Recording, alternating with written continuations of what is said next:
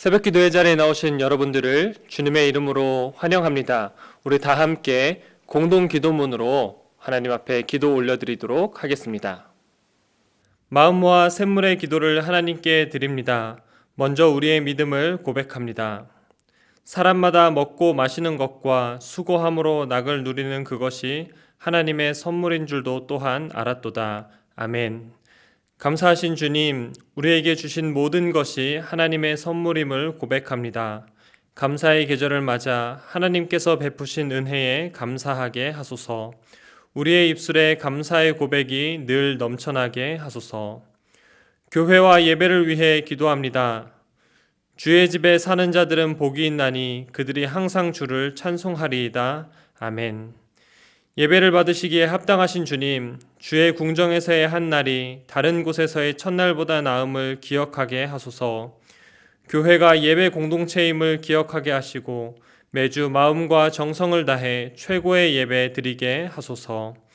교회를 사랑하여 기도하는 직분자 되게 하시고 맡겨진 영혼을 귀히 여기는 목자 되게 하소서. 모든 성도의 헌신으로 세워지는 교회가 되게 하시고 날마다 영혼 구원의 역사가 일어나는 교회 되게 하소서. 다음 세대와 청년들을 위해 기도합니다. 이는 여호와께서 요셉과 함께 하심이라.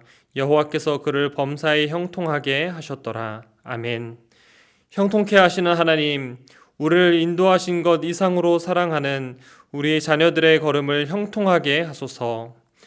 입시를 앞둔 수험생들에게 지혜를 주시고 학업과 진로에 있어서 하나님의 인도하심을 받게 하소서. 청년들이 현실의 무게에 짓눌리지 않게 하시고 하나님이 주신 꿈을 품고 살게 하소서.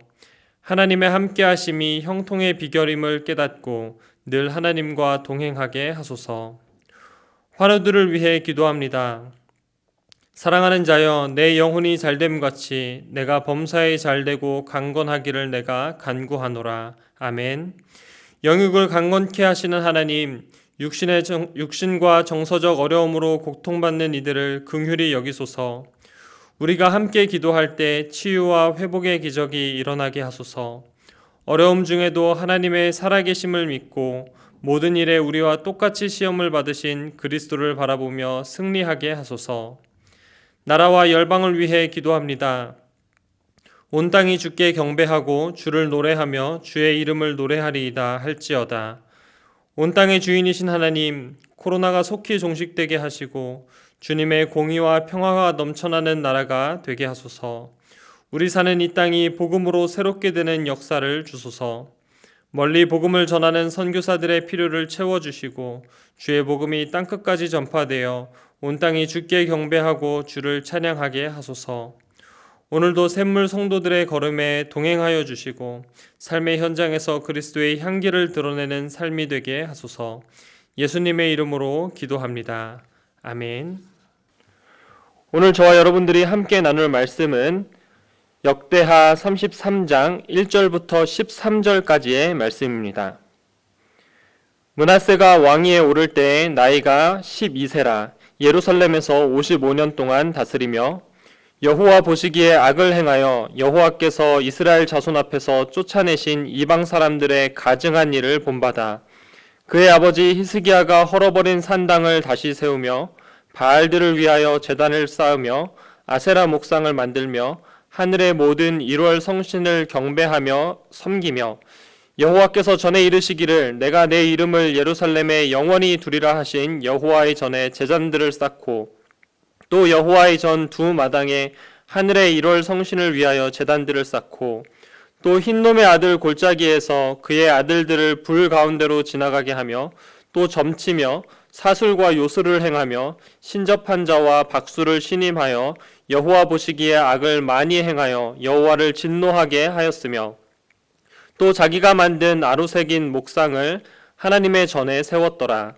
옛적에 하나님이 이 성전에 대하여 다윗과 그의 아들 솔로몬에게 이르시기를 내가 이스라엘 모든 지파 중에서 택한 이 성전과 예루살렘에 내 이름을 영원히 둘지라.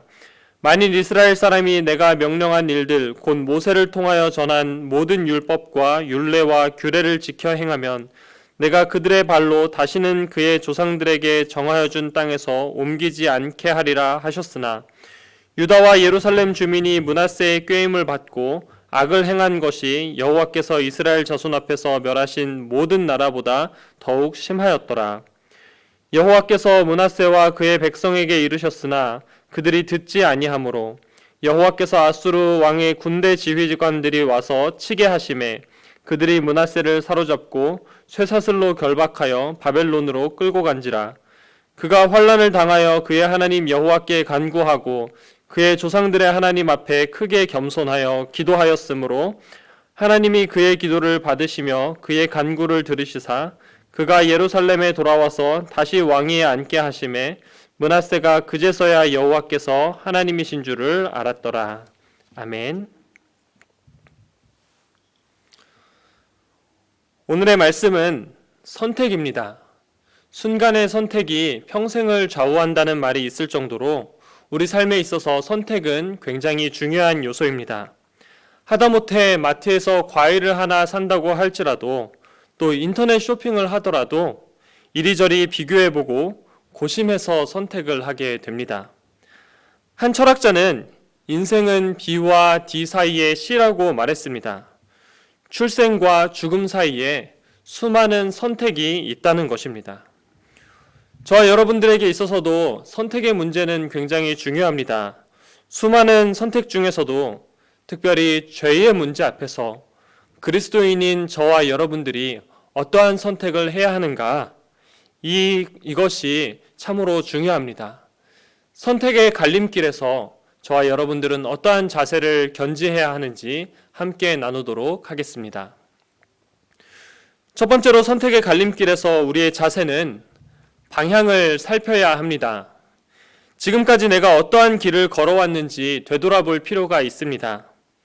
하나님과 함께 같은 방향으로 쭉 걸어가야 되는데 여차하면 어긋나 버릴 수도 있다는 것입니다. 1도만 방향이 휘어져도 그 차이는 굉장히 큽니다. 짧은 거리는 그다지 티가 나지 않지만 또 짧은 거리는 고개만 잠깐 돌리면 다시 돌아갈 수 있고 몇 걸음만 옮기면 제자리를 찾을 수가 있습니다. 그런데 1도 차이라 하더라도 거리가 멀어진다면 그 차이는 무시할 수 없고 또 돌이킬 수가 없습니다. 인간이 연약한지라 어긋난 길을 갈 때도 있습니다. 또 길이 어긋난지조차 모르는 경우도 있습니다. 현수막 같은 것을 붙일 때에 가까이에서 현수막을 붙이는 사람들은 잘 알지 못합니다. 그러나 멀리 떨어져서 보면은 이 현수막이 제대로 모양이 붙어 있는지 아니면 삐뚤어졌는지 금세 알아차릴 수 있습니다. 애초에 바른 길을 가면 좋겠지만 혹여나 어긋난 줄도 모르고 가고 있다면 내가 걸어온 방향이 제대로 되어 있는지 확인해 볼 필요가 있습니다. 죄의 길을 걸어가고 있다면 하나님께서 우리의 양심을 자극시키시고 또 돌이키라는 사인을 주십니다. 내가 걸어온 방향이 어떤지 살펴보고 많이 굽어 있구나. 다시 제자리를 찾아가야지. 방향이 잘못되었구나. 다시금 돌이켜야지. 이러한 선택을 해야 한다는 것입니다. 므낫세는 너무나 멀리 와버렸습니다. 자포자기한 심정이었는지 아니면 아예 마음을 완악하게 먹은 것인지 반복적으로 하지 말라는 짓을 계속하고 있습니다. 오늘 본문 2절부터 4절까지를 보시면 므낫세가 한 일에 대해서 수식어가 하나씩 더 붙어 있습니다. 2절을 보시면 여호와께서 보시기에 악을 행하여 여호와께서 이스라엘 자손 앞에서 쫓아내신 이방 사람들의 가증한 일을 본받았다고 그렇게 기록을 하고 있습니다. 또 3절을 보시면 그의 아버지 히스기야가 헐어버린 산당, 그 산당을 다시 세웠다고 기록하고 있습니다. 그리고 4절에서는 여호와께서 전에 이르시기를 내가 내 이름을 예루살렘에 영원히 두리라 하신 그 여호와의 전에 제단들을 쌓았다고 기록하고 있습니다. 이스라엘 백성들에게 있어서 사연이 있는 곳, 해서는 안 되는 일만 골라서 하나님께서 쫓아낸 이방 사람들의 가증한 일을 본받고 히스기야가 헐어버린 산당을 다시 세우고 하나님의 이름이 있어야 하는 여호와의 전에 제단을 쌓고 있습니다. 므낫세의 이런 모습을 우리는 반면 교사로 삼아야 하겠습니다. 하나님께서 기뻐하시는 선택이 무엇인지, 내가 제대로 길을 걸어가고 있는지 방향을 살펴야 합니다. 굽은 길을 갈 수도 있지만 하나님께서 저와 여러분들의 양심을 자극하시고 바른 길을 가라는 메시지를 끊임없이 주십니다. 바라기는 저와 여러분들이 의의 길을 걸어가기를 바랍니다. 두 번째로 선택의 갈림길에서 우리의 자세는 크신 하나님을 기억해야 합니다. 기본적으로 어떤 선택을 할 때 우리는 좋은 선택을 합니다.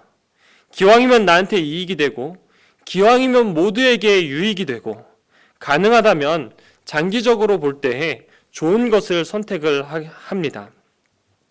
므낫세도 그렇게 했습니다. 자기 나름대로, 자기 소견에 옳은 대로 좋은 선택을 했고, 또 세상적인 관점으로 봤을 때는 그 선택들이 나름 성공한 삶으로 비춰졌는지도 모르겠습니다. 히스기야랑 공동으로 통치한 기간이 있긴 하지만 유례가 없을 정도로 왕위에 오랫동안 재위해 있습니다. 당시에 아수르가 고대 근동에 패권을 쥐고 있었는데 히스기야랑은 달리 친아수르 정책을 펼쳐서 아수르에게 인정을 받았던 것 같습니다. 그러나 므낫세는 하나님의 인정을 받지는 못했습니다. 오히려 하나님의 음성을 무시했습니다. 오늘 본문 10절입니다. 여호와께서 므낫세와 그의 백성에게 이르셨으나 그들이 듣지 아니하므로. 아예 들을 생각조차 없었던 것 같습니다. 므낫세는 유다 역사상 가장 사악한 왕으로 평가를 받습니다. 유다를 멸망하게 만든 장본인입니다. 가장 극악한 왕이 오랜 기간 통치하면서 선조들의 선한 유업들을 모두 파괴하고 백성들을 미혹하고 심지어 백성들 역시도 이에 동조해서 허락하신 약속의 땅과 성전까지 더럽히는 그러한 실상을 보여주고 있습니다. 므낫세가 왜 이러한 선택을 했을까? 므낫세가 보기에는 하나님보다 아수르가 커 보였기 때문입니다. 자기 눈에 커 보이고 자기 눈에 좋아 보이는 것을 선택한 것입니다. 그런 의미에서 사도 바울의 고백이 저와 여러분들에게 울림을 줍니다. 내가 복음을 부끄러워하지 아니하노니. 담임 목사님께서 설교하실 때에 나눠줬던 말씀이었죠. 로마보다 큰 복음. 므낫세는 세상에서 아수르가 가장 거대해 보였습니다. 사도 바울도 그랬습니다. 바울 당시에 세상의 중심이 로마였고 바울이 보기에는 그 어떤 것보다 로마가 커 보였습니다. 그런데 바울은 그 로마 앞에서도 복음을 부끄러워하지 않는다고 그렇게 선언합니다. 바울은 복음이 로마보다 더 거대하고 더 능력이 있다는 사실을 알았습니다. 선택의 갈림길 앞에서 바로 이 자세가 저와 여러분들에게 필요합니다. 로마보다 큰 복음, 아수르보다 크신 하나님, 우리가 바로 그 크신 하나님을 기억해야 한다는 것입니다. 세상에서는 연줄이라는 것이 굉장히 중요합니다. 라인을 잘 타야 된다고 그렇게 이야기를 합니다. 우리 그리스도인들에게 있어서 연줄은 바로 하나님입니다. 아수르의 라인을 탈 것이냐 아니면 하나님의 라인을 탈 것이냐, 바라기는 아수르보다 크신 하나님을 기억하는 저와 여러분들이 되기를 소망합니다. 마지막 세 번째로 선택의 갈림길 앞에서 우리의 자세는 사랑의 하나님을 기억해야 합니다. 그리스도인들의 모든 선택의 기초에는 하나님의 사랑과 예수 그리스도의 은혜 그리고 성령님의 인도하심이 있습니다. 우리의 삶이 그렇습니다. 매주 예배 때 인사를 나누는 것처럼 삼위 하나님의 은총이 저와 여러분들에게 함께하고 있습니다. 우리는 모두 인간인지라 죄를 짓습니다. 그런데 우리가 죄와 싸우고 또 죄를 선택하지 않을 수 있는 힘은 하나님의 사랑에서 나옵니다. 죄보다 하나님의 사랑이 내 안에 더 크게 역사하시는 것입니다. 하나님의 사랑과 은혜에 내 삶이 압도된다면 죄의 문제 앞에서 우리가 하나님께서 기뻐하시는 선택을 할 수 있다는 것입니다. 이스라엘 백성들은 이제 선택의 갈림길에 섰습니다. 역대기는 포로에서 귀환한 이스라엘 백성들에게 주시는 하나님의 말씀입니다. 그런데 마침 오늘 본문의 내용은 므낫세가 죄로 인해 바벨론 포로로 끌려갔다가 그가 다시 하나님 앞에 회개했을 때에 하나님께서 다시금 므낫세를 회복시키는 그러한 내용을 기록하고 있습니다. 오늘 본문 10절부터 13절까지는 열왕기서에는 나오지 않는 그러한 내용입니다. 그렇다면 열왕기서에 나오지 않는 내용을 하나님께서는 왜 역대기에 이 내용을 기록하셨을까? 바로 므낫세의 이야기가 이스라엘 백성들 자신들의 이야기이기 때문입니다. 비록 너희들이 우상을 섬기고 이방 나라를 의지해서 바벨론 포로로 끌려갔지만 다시금 돌아온 이 시점에서 너희들은 이제 어떠한 선택을 할 것이냐? 그 앞에서 하나님께서 이 메시지를 이스라엘 백성들에게 주고 있습니다. 12절과 13절입니다. 그가 환난을 당하여 그의 하나님 여호와께 간구하고 그의 조상들의 하나님 앞에 크게 겸손하여 기도하였으므로 하나님이 그의 기도를 받으시며 그의 간구를 들으시사 그가 예루살렘에 돌아와서 다시 왕위에 앉게 하심에 므낫세가 그제서야 여호와께서 하나님이신 줄을 알았더라. 하나님께서 므낫세를 회복시켜 주셨던 것처럼 이스라엘 백성들 너희들도 내가 회복시켜 주겠다. 하나님께서 이러한 사랑의 메시지를 이 역대기 본문을 통해서 이스라엘 백성들에게 전달하고 있는 것입니다. 선택의 갈림길 앞에서 우리의 자세, 하나님의 사랑을 기억하는 것입니다. 우리가 비록 죄를 짓더라도 하나님 앞에서 회개하고 돌이킬 때 다시금 우리를 회복시키시는 그러한 사랑의 하나님을 기억해야 합니다. 포기하지 않으시는 하나님, 끝까지 나를 붙잡아 주시는 하나님, 나를 사랑하사 나를 위하여 자기 자신을 버리신 그 하나님을 기억하길 바랍니다. 말씀을 정리합니다.